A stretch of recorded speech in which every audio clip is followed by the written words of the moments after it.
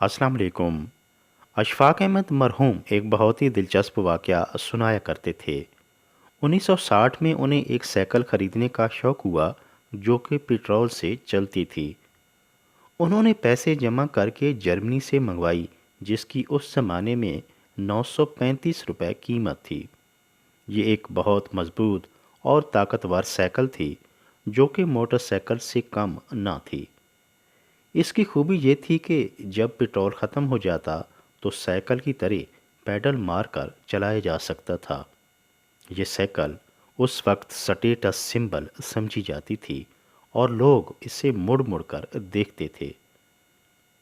बाबा जी फरमाते हैं कि एक बार वो इसी साइकिल पर सवार सेंट्रल जेल के सामने से गुजर रहे थे कि एक नौजवान ने रोक लिया और लिफ्ट मांगी। अशफाक साहब को वो नौजवान मशकूक लगा और पूछने पर बताने लगा, मैं एक मशहूर और तजर्बाकार गिरा कट यानी जेब तराश हूँ।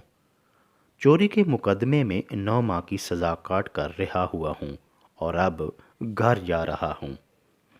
बाबा जी बड़े हैरान हुए और फिर फरमाने लगे, तुम तो बड़े मुअज़्ज़ज़ आदमी हो कि शराफत और दयानतदारी के साथ अपना सारा वाक़या सुना दिया।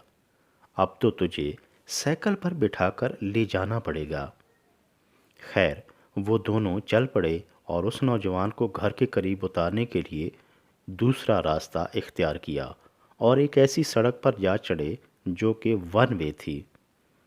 ट्रैफिक एहलकार ने उन्हें रोक लिया कि आपने कानून की खिलाफ वर्जी की है, इसलिए चालान होगा। अशफाक साहब ने कहा, जनाब, कोई बोर्ड वगैरह नहीं लगा कि मालूम हो सके ये सड़क वन वे है। लाइल्मी में इधर आ निकले हैं, एक बार रियायत दे दें, आइंदा ऐसा नहीं होगा। लेकिन वो ना माना। उस नौजवान जेब कुतरे ने भी एहलकार की काफ़ी मिन्नत की, मगर वो अपनी बात पर कायम रहा। उसने बुश शर्ट की बड़ी सी जेब से कापी निकाली और नाम पता पूछकर चालान हाथ में थमा दिया। फिर कापी दोबारा यूनिफॉर्म की जेब में ठूंस दी। वो नौजवान बेचारा बड़ा परेशान हुआ कि उसकी वजह से चालान हुआ, कि उसे छोड़ने के लिए इस तरफ आना हुआ, वगरना तो सीधा ही जाना था। वो नौजवान हाथ बांधकर पुलिस वाले से कहने लगा, जनाब, ये मेरा कसूर है। साहब जी शरीफ इंसान हैं, खुदा के लिए आप माफ़ करें और चालान मनसूख कर दें। मगर एहलकार मुसलसल इनकार करता रहा। फिर वो नौजवान उस पुलिस वाले के गले लग गया और एक ज़ोर की जप्फी डाली। एहलकार उससे जान छुड़ाना चाहता था, मगर वो उसके पांव पड़ गया। मगर संतरी को फिर भी रहम न आया और उसने उस बेचारे को परे धकेल दिया। वो कपड़े झाड़ता हुआ उठ खड़ा हुआ और कहने लगा, ठीक है जनाब, जैसे तुम्हारी मर्जी। मैं परेशान ज़रूर था, मगर अब क्या हो सकता था।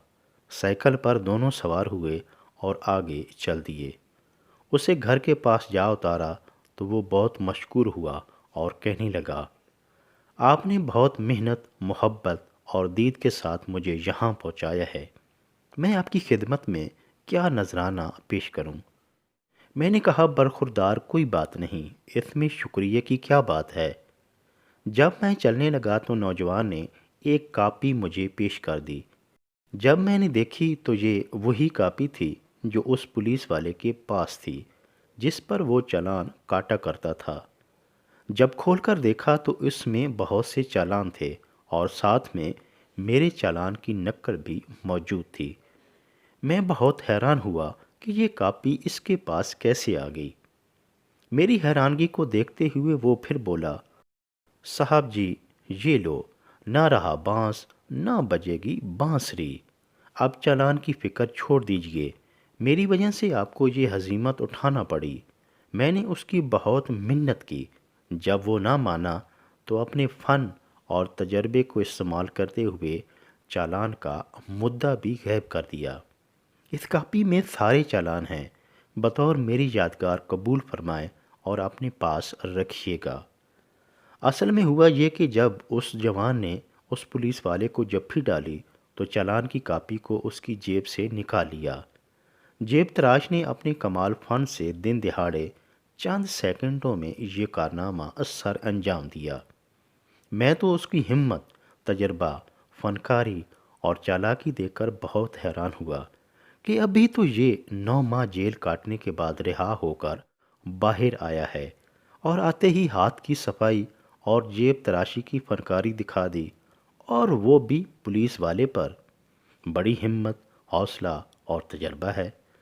وہ مسکراتا ہوا گھر کی طرف چل پڑا اور میں نے سائیکل آگے بڑھا دی۔ انسان کی زندگی میں بہت سے واقعات وقوع پذیر ہوتے رہتے ہیں جو سبق آموز ہوتے ہیں۔ انسان کو دوسروں کی مدد کا جذبہ دل میں زندہ رکھنا چاہیے۔ جن لوگوں کو کمتر، ہیچ اور کمزور سمجھا جاتا ہے، ان سے نفرت کا اظہار نہیں کرنا چاہیے۔ انسان کی پختہ عادات جلدی جان نہیں چھوڑتیں، اس لیے کوشش کریں کہ صرف مثبت اور اچھی عادات کو ہی اپنایا جائے۔